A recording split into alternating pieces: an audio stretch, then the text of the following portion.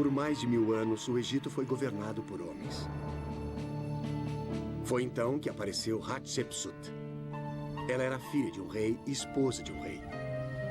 Mas isso não era suficiente para Hatshepsut. Esta é a história de uma grande realização, de um desejo secreto e da ambição de ser monarca. Esta é a história de uma mulher que foi à luta.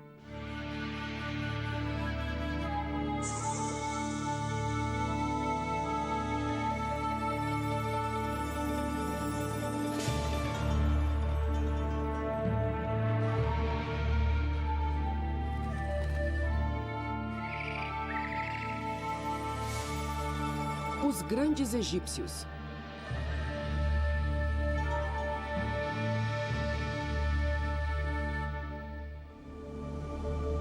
A rainha que foi rei.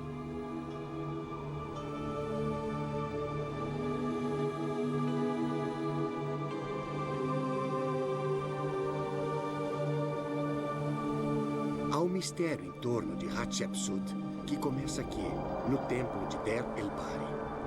Ele fica na outra margem do rio partindo de Tebas, o antigo capitólio religioso do Egito. 170 anos atrás, um jovem francês, Champollion, percorreu este corredor. Ele tinha acabado de decifrar um código hieroglífico e tornou-se o primeiro homem em 2000 anos a ler o nome de Hatshepsut. Quando Champollion chegou aqui, ele desvendou o mistério. Havia 2 reis na parede.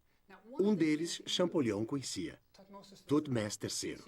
Ele tinha visto esse nome quando subiu e desceu o Nilo, e sabia que era um grande rei. Mas do outro, Champollion nunca tinha ouvido falar. Rei Hatshepsut. Agora, o que mais intrigava o pesquisador era o fato de que sempre que havia 2 reis juntos, Hatshepsut estava sempre em lugar de honra, à frente do outro rei. Aí as coisas começaram a ficar muito estranhas.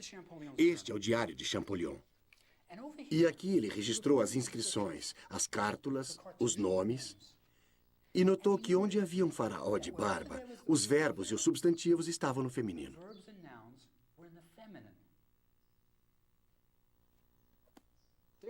Aí está Hatshepsut. Ela está usando a barba do faraó. E isto aqui não é uma minissaia. É um traje chamado kilt usado pelo rei do Egito. Tudo era muito confuso e Champollion não conseguiu entender. Os egiptólogos levaram mais 100 anos para entender. Hatshepsut, a rainha do Egito, tinha decidido usar trajes masculinos e se declarar faraó.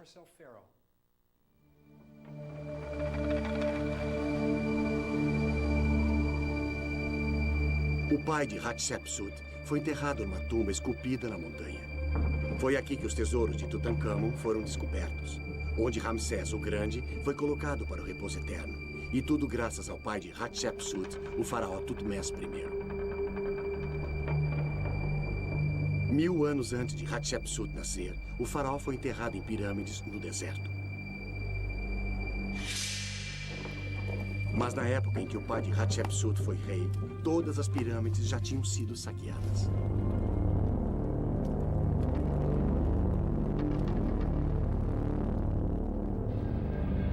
O Egito sofreu períodos de alvoroço e falta de controle e estava retomando a estabilidade. O pai de Hatshepsut precisava de um local onde ele e seus tesouros pudessem ser enterrados com segurança.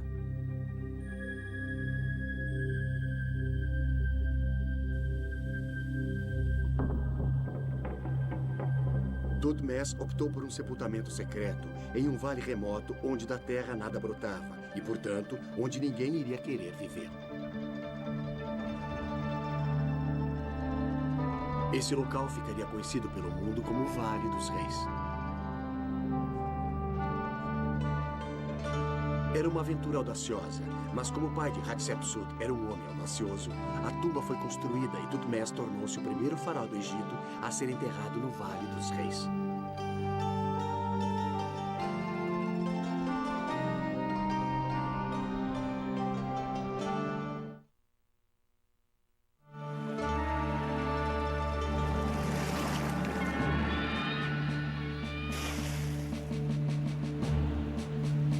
Thutmose era um comandante militar destemido. Assim que ele se tornou faraó, liderou uma expedição para o sul em direção à Núbia, onde atualmente é o Sudão, para debelar uma rebelião.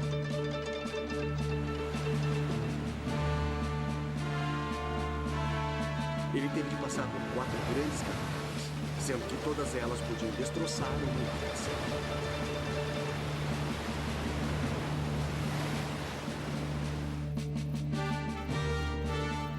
Ele conduziu suas tropas país adentro, como nenhum outro faraó havia feito, e derrotou uma confederação de tribos locais. O pai de Hatshepsut era um homem forte.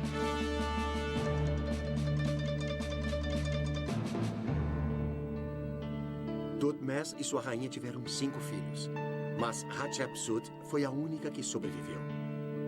Era só nas suas veias que corria o puro sangue real. Mas uma mulher poderia se tornar rei do Egito.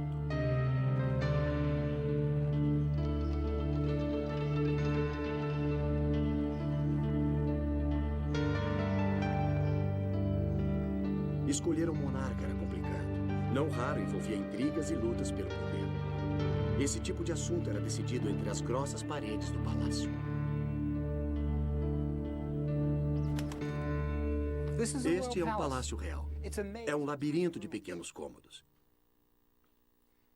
Como sabemos, o rei tinha várias esposas. Portanto, ele precisava de muitos espaços.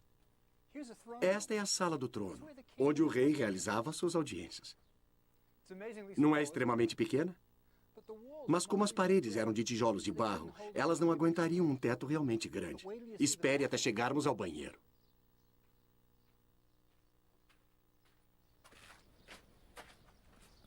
É quase um banheiro de acampamento, mas era a última moda no Antigo Egito. Estão vendo esta parede? É de pedra, uma extravagância. Se você tomasse muitos banhos num banheiro de paredes de barro, com certeza logo ficaria sem elas. Na antiga língua egípcia não existe a palavra rainha. O que o hieróglifo realmente quer dizer é grande esposa do rei. Havia somente uma grande esposa do rei, mas abaixo dela havia esposas menos importantes, e abaixo destas, as concubinas. Todas elas esperavam que um dia seus filhos fossem o rei do Egito.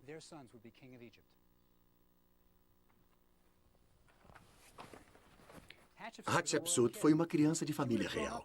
Ela cresceu num palácio como este. Muitas mulheres, muitas crianças, muitos cômodos, muita intriga. Sem dúvida nenhuma, ela era esperta e teria assumido o trono de seu pai se fosse um garoto. Mas os filhos da grande esposa do rei não sobreviveram. Portanto, a linha de sucessão não ficou muito clara. Naquela época, o filho de uma esposa menos importante poderia se tornar o faraó do Egito.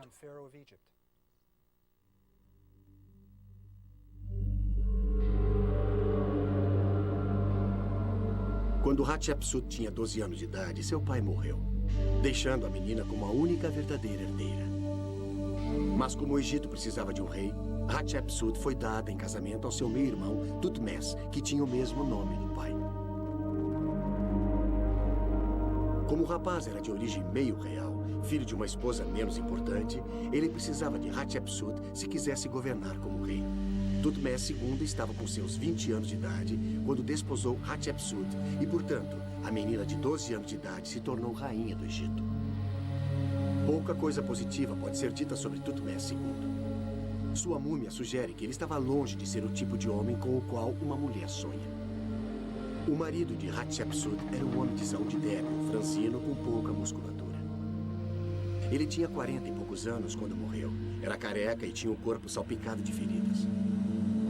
Não construiu grandes monumentos, não ergueu obeliscos e não conquistou terras estrangeiras. Parece que preferia ficar em casa enquanto o exército partia em campanhas. Certamente um homem bem diferente do pai de Hatshepsut. O melhor que se pode dizer de seu reinado é que passou em brancas nuvens.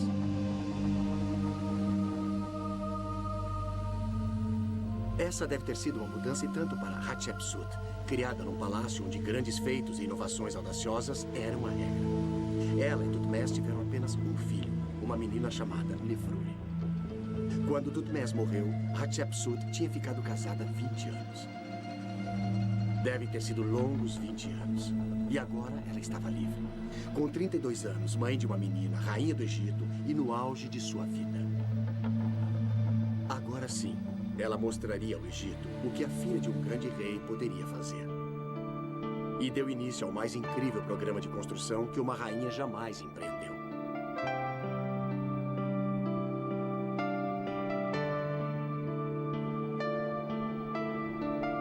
Der el-Bahri foi o templo mortuário de Hatshepsut, onde ela pôde ser adorada após sua morte.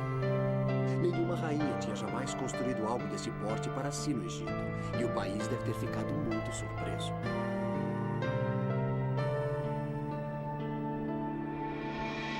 Escondido nas montanhas, e suas linhas retas e bem definidas fazem com que ele se destaque contra a paisagem de fundo. Acho que é o templo mais bonito construído no Antigo Egito. Durante o século anterior, os faraós egípcios tinham apenas se preocupado com a guerra, afugentando os inimigos. Este é o primeiro grande projeto arquitetônico desde os tempos bélicos. É um lindo trabalho de arte e uma forte afirmação política. A ordem divina será restabelecida. A rainha do Egito é capaz de grandes coisas. Foi o início de uma nova e maravilhosa vida. Durante 20 anos, Hatshepsut fora a dedicada e silenciosa esposa de Thutmose II. Agora, a energia que ela herdara de seu pai estava para se revelar. Der el-Bahri foi o anúncio do desabrochar de Hatshepsut.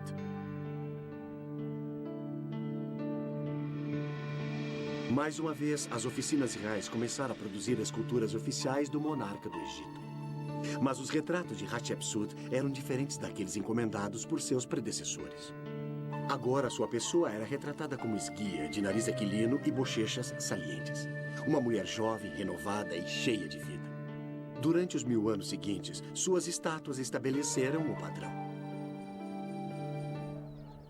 O obelisco é uma das grandes realizações do mundo antigo. Hatshepsut tinha orgulho especial daqueles que ela mandou erguer no templo de Karnak. Se você quiser ter uma ideia do tamanho de um obelisco, repare neste que não foi terminado e ainda se encontra preso ao granito.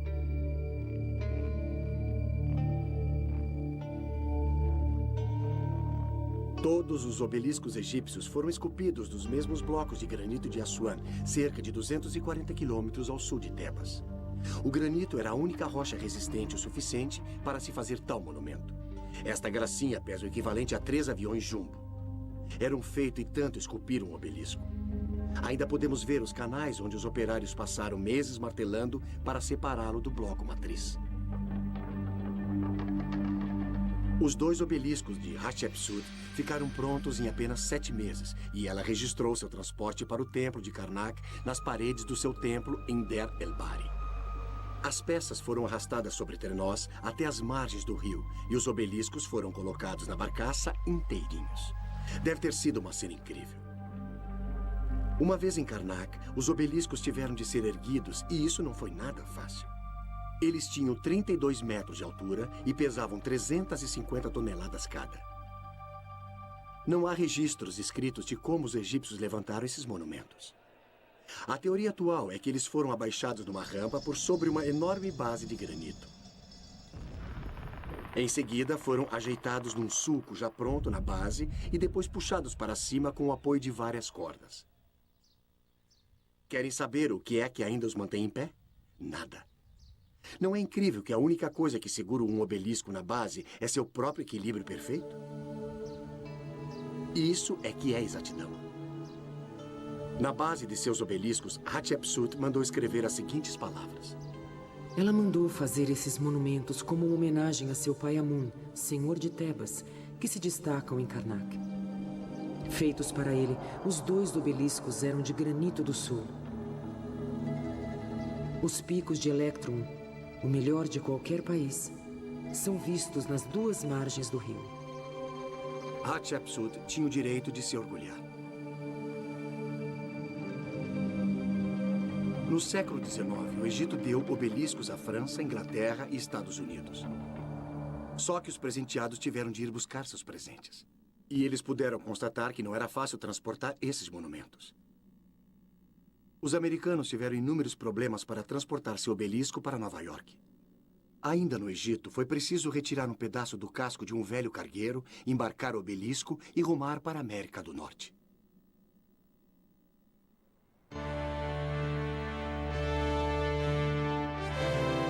No verão de 1880, o obelisco orgulhosamente adentra a Baía de Nova York, na ilha de Manhattan, e foi finalmente descarregado em Staten Island. Em seguida, foi colocado numa barcaça e subiu o rio Hudson até a Rua 96. Ali, teve de ser arrastado pela linha de trem, onde hoje os nova-iorquinos jogam tênis. Agora sim, estava pronto para sua lenta e custosa jornada até o Central Park. Um trilho especial foi construído para transportar o obelisco. Arrastado ao longo dos trilhos por uma locomotiva a vapor, o obelisco atravessou as ruas de Nova York na velocidade de 3 metros por dia.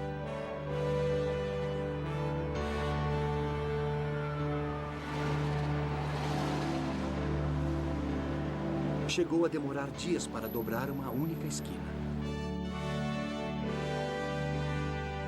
Trabalhando dia e noite sem parar, foi só depois de um mês que ele chegou ao Central Park.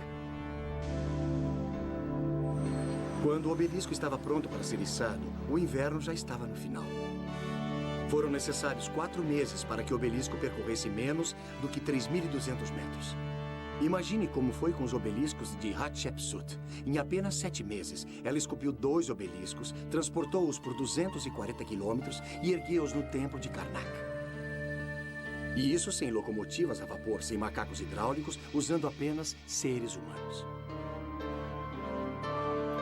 Para realizar grandes coisas, você precisa de grandes pessoas e Hatshepsut contava principalmente com um homem, Senmut. Ela elevou Senmut, o tutor de sua filha, à posição de supervisor dos trabalhos. Hatshepsut o conhecia muito bem e confiou sua única filha a ele. A dedicação de Senmut para com Hatshepsut foi muito bem recompensada. Ele tinha origem plebeia, mas chegou aos altos postos do país.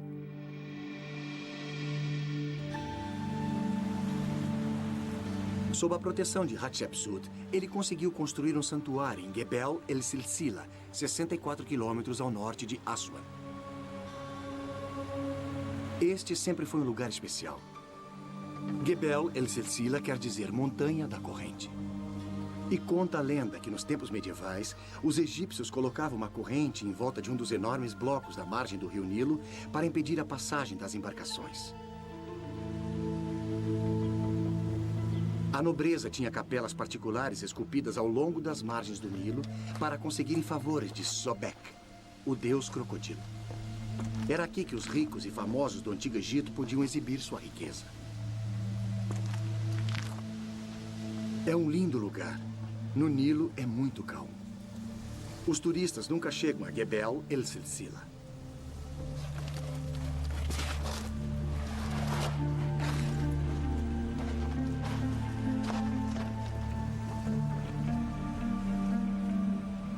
Foi preciso muito dinheiro para construir capelas como estas.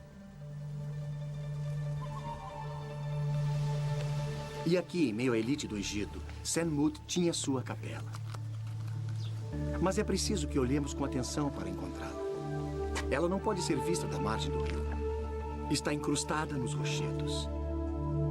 E tem uma vista maravilhosa do Nilo. Senmut adorava paisagens. Não restou muita coisa das inscrições. Apenas títulos suficientes para identificar Senmut. Ele era uma estrela em ascensão na corte. O Egito prosperou no reinado de Hatshepsut, mas havia uma nuvem no horizonte. Com uma das esposas secundárias, seu falecido marido tivera um filho. Seu enteado, chamado de Tutmés III por causa do pai, era herdeiro do trono. Enquanto ele fosse jovem, seria natural que Hatshepsut governasse em seu lugar como regente. Mas agora, ele estava ficando adulto e a tradição exigia que o Egito tivesse um rei. O poder de Hatshepsut estava prestes a acabar. O que Hatshepsut fez em seguida foi totalmente inusitado na história do Egito. O país finalmente teve seu faraó, o rei Hatshepsut. Até agora, ela tinha usado o título de a grande esposa do rei. Mas para manter seu poder, Hatshepsut pegou para si o título de rei. Isso impediu que seu enteado Thutmose assumisse o trono. E passou a usar uma barba falsa e os trajes de faraó. Como ela conseguiu? A resposta é: ela era sem sombra de dúvida uma excelente governante e o Egito estava feliz com ela. Um membro da corte falou sobre ela. O consorte divino Hatshepsut resolve as questões das duas terras através de seus planos. O Egito era feito para trabalhar com a cabeça inclinada para ela, a excelente semente de Deus. Hatshepsut tinha de fazer o papel de um homem para continuar a governar o país. Mas ela não pretendia ser um homem. Com certeza, ela usava a barba falsa e o traje de faraó. Isso era uma exigência das cerimônias de Estado. Mas ela não escondia que era uma mulher. Até mesmo seu nome, Hatshepsut, significa a mais nobre das mulheres. Veja bem, como ela era um ótimo governante e o Egito era uma terra próspera, eu acho que o povo conseguia aceitar Hatshepsut como seu rei. E como seu enteado, o herdeiro do trono, se sentia a respeito. Tudo indica que ele não se importava. Ele não passava de um adolescente e estava provavelmente onde queria estar, participando de expedições, viajando com o exército. Pense bem. Se você fosse um garoto adolescente, iria querer passar seu tempo todo paramentado para cerimônias de Estado e recebendo velhos proprietários de terra? Ou iria preferir dirigir uma carruagem e atirar com arco e flecha? Se o enteado de Hatshepsut, Thutmose, estivesse no exército, muito provavelmente estaria treinando na Síria. Através da história, a Síria tem sido um campo de batalha por causa de sua localização estratégica. Os hititas no norte, onde é hoje a Turquia, sempre lutaram com o Egito pelo controle da Síria. O Egito periodicamente mandava expedições militares apenas para dizer: estamos aqui de novo. E lá estava Thutmose no meio. Séculos após os egípcios, os exércitos romanos lutaram pelo controle da Síria e das rotas de comércio. Muito mais tarde, na Idade Média, os soldados das cruzadas construíram grandes fortes na Síria quando lutaram pela Terra Santa. E os castelos dos soldados das cruzadas, como o grande craque de Chevalier, indicavam porque o exército era um perfeito lugar para se treinar um faraó. Milhares de soldados tinham de ser alimentados, pagos, controlados e inspirados. Um exército daquela época não era só uma força de combate. Era uma enorme burocracia que tinha de ser administrada. Alguém tinha de supervisionar os estábulos, as armas, as bigas. Imagine os problemas. Como transportar alimento e conservá-lo para milhares de homens. Thutmose aprendeu tudo isso. Quem conseguia dirigir um exército saberia governar o país. A vida militar no Antigo Egito exigia personalidade forte e prestativa. Era preciso estar sempre se locomovendo, vivendo em acampamentos rudimentares, na companhia de milhares de homens, e havia sempre a ameaça do perigo.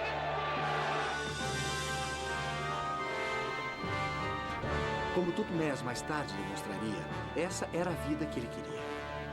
O que era muito conveniente para Hatshepsut. No Egito, ela era o governante inquestionado e totalmente no comando. Se você acha que Hatshepsut, como governante, se saía tão bem quanto como rainha, ela foi a própria praga de saias quando se tornou rei. Um ano depois de passar a ser faraó, enviou uma expedição comercial à terra distante de Punt. Tal iniciativa audaciosa e perigosa demandou tremenda organização. Fazia séculos que nenhum faraó enviava uma expedição dessa natureza a Punt. Ela partiu de uma base próxima de Tebas e percorreu 160 quilômetros numa estrada deserta, cortando uma área conhecida como Wadi Rumamut. Os suprimentos para a jornada tiveram de ser transportados em jumentos e todas as noites a expedição acampava perto de poços para reabastecer seus cantis de água. Quando eles finalmente chegaram ao porto de Quezir, no Mar Vermelho, tudo foi colocado nos 5 navios para a viagem de 600 quilômetros para o sul. Os marinheiros egípcios estavam familiarizados com o Nilo, onde eles poderiam sempre ver as margens. Então, na viagem deles ao Mar Vermelho, eles navegaram sem perder a costa de vista. Punt ficava distante, lá no Sudão, na divisa com a Etiópia.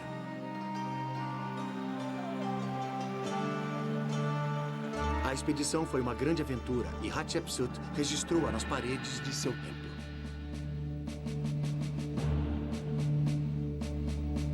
Quando os navios chegaram, foram recebidos pela rainha de Punt, que era mostrada obesa. Os habitantes de Punt viviam em casas com teto de sapê suspensas em estacas. Isso era algo exótico de se fazer, até mesmo para os padrões egípcios. Não vamos nos esquecer que os egípcios não faziam comércio naquela área havia séculos. Esse foi o primeiro registro pictórico da vida tribal africana da história. As transações pareciam ter corrido muito bem. Os navios foram carregados com pilhas de incenso, além de olíbano e árvores de mirra com suas raízes cuidadosamente embrulhadas e protegidas por cestos. Uma expedição para Punt não era tarefa fácil, e somente um país próspero e bem governado podia realizá-la. Mas era o Egito de Hatshepsut.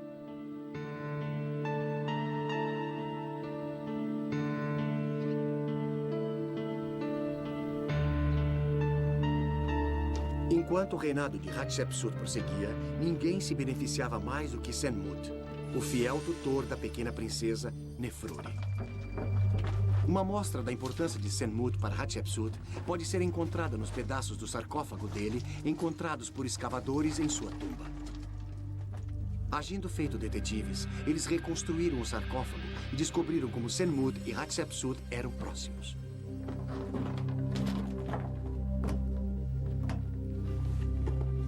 Ela tinha dado a ele o sarcófago dela para que ele fosse enterrado. O sarcófago tinha a forma de um cártula. A forma oval encerrava o nome da realeza. As inscrições, dedicadas a uma mulher de sangue real, tinham sido alteradas e revelavam o título Supervisor dos Celeiros de Amun, ou seja, Senmut. Nenhum plebeu tinha jamais sido enterrado no sarcófago real. Senmut deve ter sido muito especial.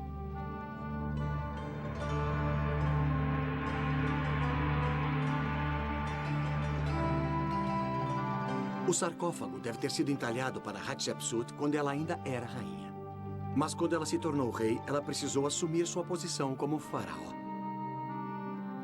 Por isso ela deu seu sarcófago de rainha para Senmut, onde ele pudesse repousar por toda a eternidade em sua tumba, diante de uma vista maravilhosa. Dada a posição privilegiada de Senmut na corte de Hatshepsut, o sarcófago, todos os títulos dele, o santuário em Gebel el-Sisila e sua enorme tumba com aquela linda vista, muitos sugeriram que Senmut e Hatshepsut eram amantes. Isso talvez explique por que Senmut passou a vida solteiro, o que era muito incomum no Antigo Egito. Como se vê, isso não está fora de cogitação. Se eles eram amantes, e isso acontecia em segredo, ele era um plebeu e ela era a monarca do Egito. Mas haveria provas de que eles foram amantes?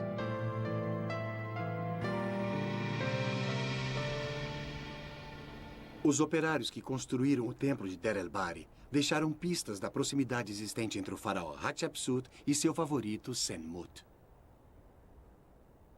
Enquanto os homens trabalhavam sob o forte calor do dia, os dois descansavam sob a sombra das tumbas inacabadas que salpicavam as colinas. Na hora de almoçar, os operários desenhavam nas paredes. Um deles parece ter se inspirado em seu chefe, Senmut, e fez uma figura representando-o com seu chapéu de supervisor, fazendo amor com uma mulher que parecia estar vestida com trajes de faraó. Os operários não eram os únicos que suspeitavam. Mais do que um egiptólogo sugeriu que Hatshepsut e Senmut eram amantes.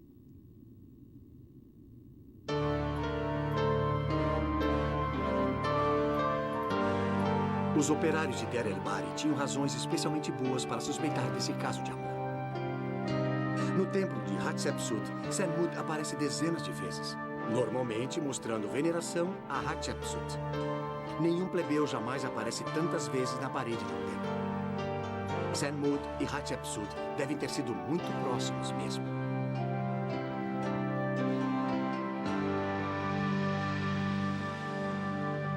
A imagem de Hatshepsut sofreu nas mãos dos primeiros egiptólogos, homens que achavam que uma mulher não podia fazer grandes coisas sozinha.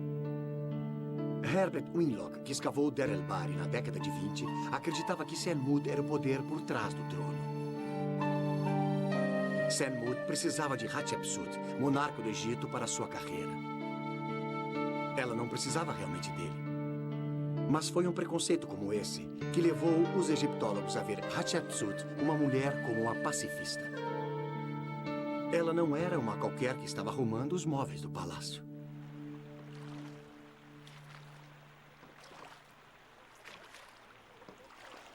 Existe até um relatório segundo o qual ela conduzia suas tropas nas batalhas. A prova está na ilha de Sahel, ao sul de Assuan.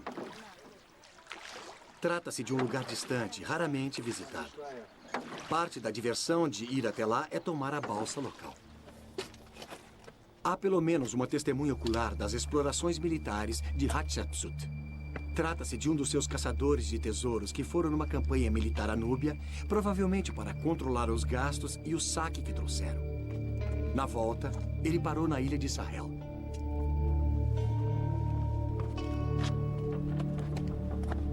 Sahel era o mural do Egito. Quem quisesse anunciar alguma coisa, entalhava a mensagem numa rocha.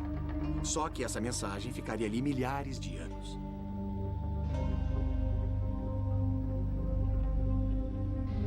De qualquer forma, Ti, o caçador de tesouro, ficou tão impressionado com o que ele viu de Hatshepsut em Núbia que registrou tudo numa rocha.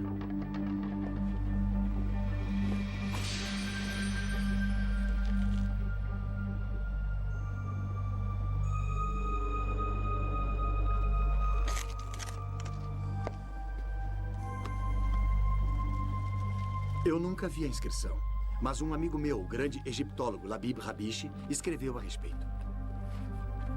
Eu gostaria muito de encontrá-la, mas existem centenas de inscrições na ilha.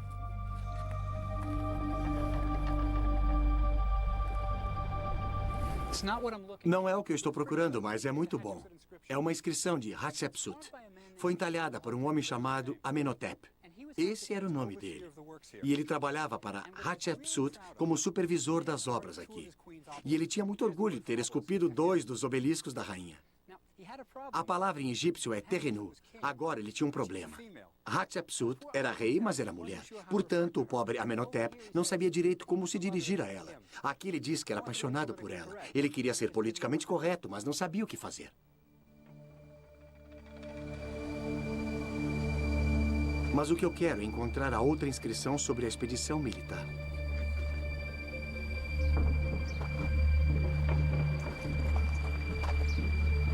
Bem, passei um dia muito agradável olhando para várias inscrições. Melhorei minhas habilidades em colocar rochas em ordem, mas ainda não consegui encontrar o que estava procurando. Existem inúmeras inscrições aqui, e acho que andei olhando no lugar errado. Então me deixem dizer por que é importante. Como eu disse, o entalhe foi feito pelo caçador de tesouros, Ti, cujo trabalho era controlar produtos de saques que o exército executou na Núbia. Diz ele que Hatshepsut estava com o exército na Núbia e que ela derrotou os núbios. Ti, na verdade, viu os chefes núbios, que tinham sido capturados, serem levados à presença de Hatshepsut. Ela não era nenhuma pacifista. Era a monarca do Egito, podia fazer qualquer coisa.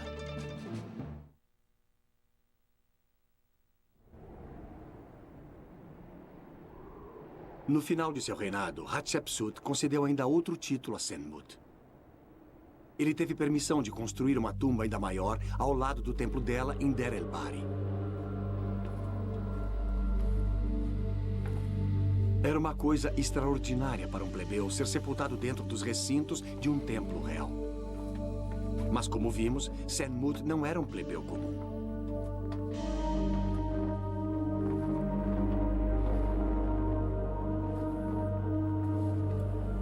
A nova tumba possui características realmente interessantes. O meu favorito é o retrato de Senmut, muito detalhado, com rugas em sua face.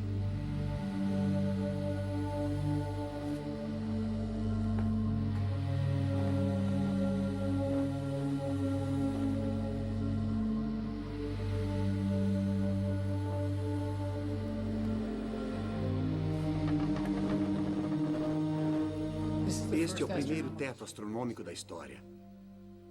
Pode-se ver até as constelações. Depois de Senmut, os faraós do Vale dos Reis copiariam isso. É muito interessante.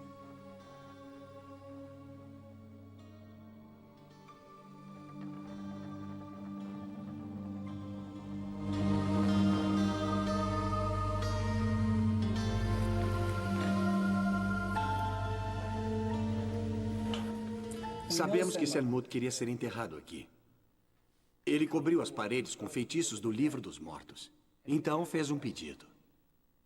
Vocês que estão na Terra dos Vivos, sejam escribas ou sacerdotes, recitem os feitiços mágicos para Senmut, o serviçal de Amun. Deve ter havido uma razão especial para que Hatshepsut permitisse que Senmut construísse sua tumba dentro dos parâmetros de seu templo. Os túneis da tumba de Senmut vão em direção ao Vale dos Reis, ficando somente a alguns metros dele. É onde Hatshepsut tinha construído sua tumba. Incapaz de expressar seu amor em vida, pretendiam passar a eternidade juntos. E vocês vão ver que eles conseguiram.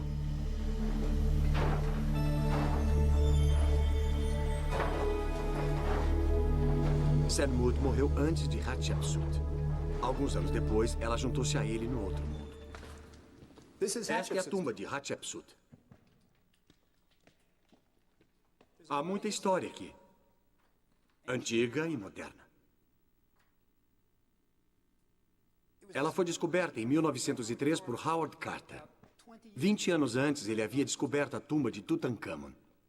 Mas quando Carter descobriu esta tumba, ela estava cheia de cascalho trazido pelas tempestades que geralmente atingem o Vale dos Reis. Foi um trabalho muito difícil.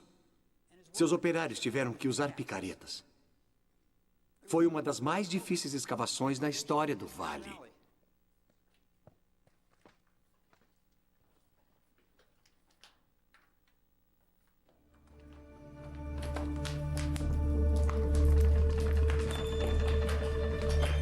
Após 2 meses de limpeza, Carter teve que parar. O ar dentro da tumba era tão pesado e quente que as velas dos operários começaram a derreter e se apagar. Finalmente, eles trouxeram a luz elétrica, algo muito moderno para a época. Continuaram a limpar a passagem, mas parecia que o trabalho nunca acabava. Descobriu-se que era a tumba mais longa e profunda do vale.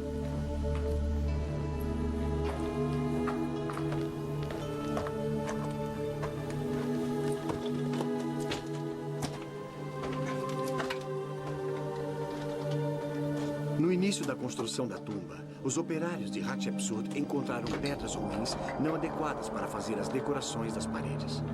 Então, eles continuaram a cavar, descendo e virando em busca de um bom calcário, mas nunca encontraram.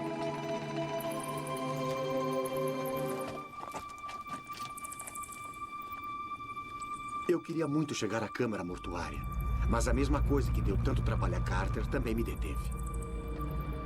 Chuvas recentes tinham levado o cascalho para dentro da tumba, o que bloqueou a câmara mortuária.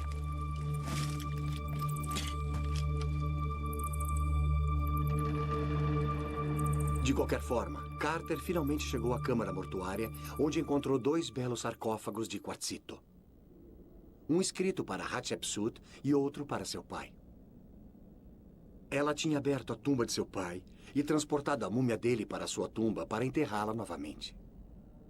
Tanto na morte quanto na vida, Hatshepsut queria homens fortes perto dela. Após a morte de Hatshepsut, seu enteado Thutmose III finalmente tornou-se faraó. Todos os anos de preparação no exército valeram para alguma coisa. Ele foi o maior herói militar da história do Egito. Durante seus 33 anos de reinado, liderou pessoalmente 17 campanhas militares. A Palestina e a Síria se renderam e Thutmose adentrou mais para o norte, cruzando o Eufrates até o Iraque dos dias de hoje. O novo rei foi capaz de executar movimentos militares tão ousados porque Hatshepsut tinha mantido o exército. Ele herdou um país próspero e bem governado. Ele poderia ter largado seu escudo e começado a construir monumentos em sua homenagem. Mas Thutmose III não se interessava em construir. Ele sentia-se mais à vontade liderando seu exército, o que pode explicar seu relacionamento com Hatshepsut. Enquanto ela governava como rei, Ele provavelmente estava muito feliz levando a vida de um militar.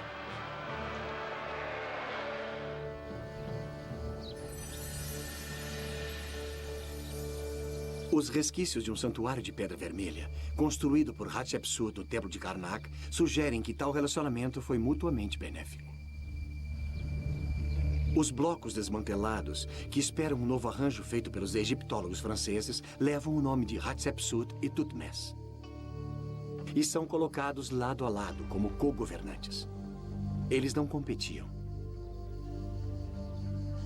Mas após Thutmose ter reinado por 20 anos, parece que houve uma mudança de sentimentos. Foi quando o Santuário Vermelho de Hatshepsut foi destruído.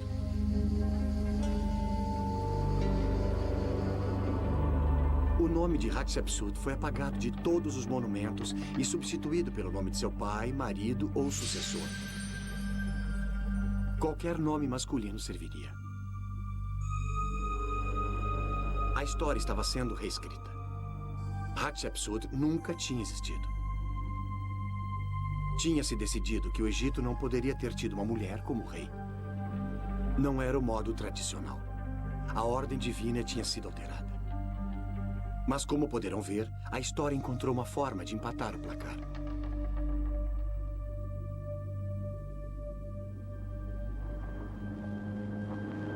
Em 1870, uma das maiores descobertas arqueológicas de todos os tempos foi encontrada.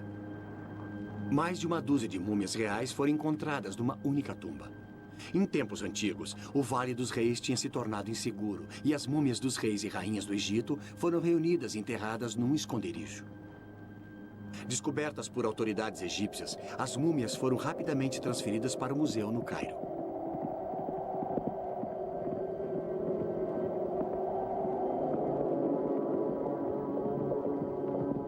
No esconderijo estavam as múmias de Thutmose I, Thutmose II, Thutmose III, Ramsés o Grande e outros grandes egípcios.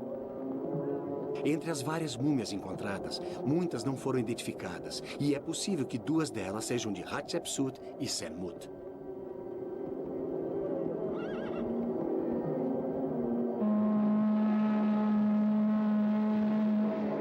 Entre os objetos encontrados com as múmias, está uma caixa com a cártula de Hatshepsut gravada nela.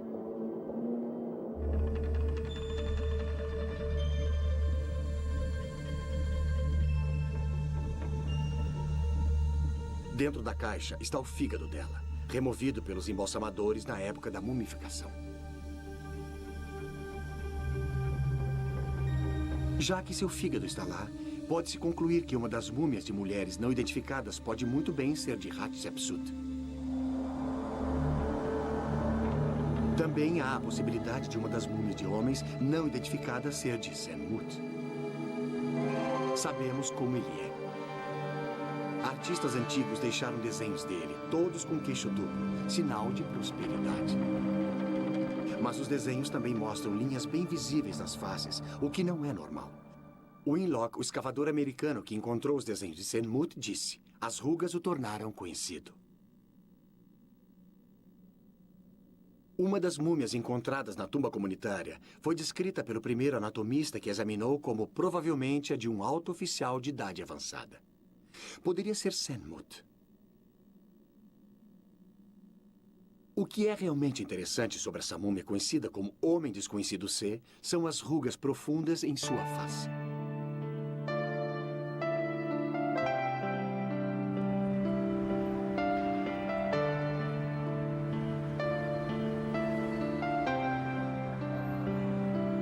Gosto de pensar que, com todos os roubos de tumbas e transferências das múmias, Hatshepsut e Senmut podem estar na mesma sala do Museu Egípcio no Cairo, mais próximos do que jamais imaginaram.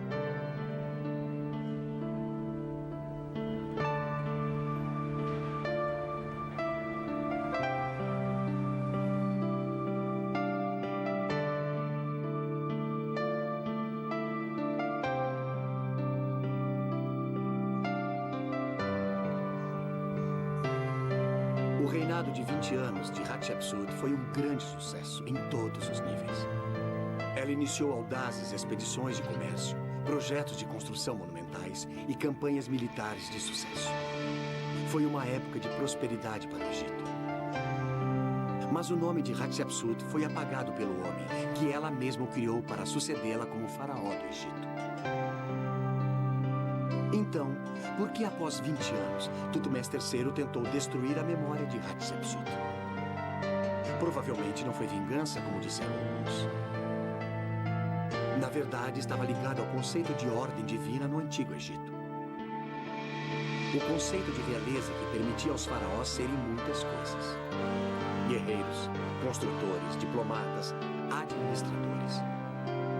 Mas tal conceito não poderia permitir que ficasse registrado que uma mulher tinha sido rei. O crime que fez Hatshepsut ser omitida das listas de reis do Egito parece ter sido o de ser mulher. Só isso. Mas não se pode esconder uma boa mulher. Hoje, se quiserem ver o templo mais bonito do Egito, visitem o templo de Hatshepsut em Der el-Bahri. E se quiserem ver o mais alto obelisco de todo o Egito, visitem o templo Karnak e admirem o obelisco de Hatshepsut. Quase como se pudesse prever o futuro, Hatshepsut escreveu: Aqueles que virem meus monumentos no futuro e falarem de meus feitos, cuidado para não dizerem que não aconteceram ou que foram fruto de vaidade.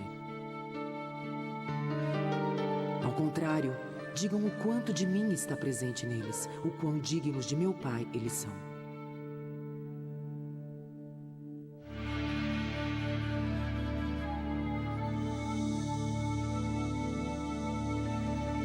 Versão brasileira, Tempo Filmes, São Paulo.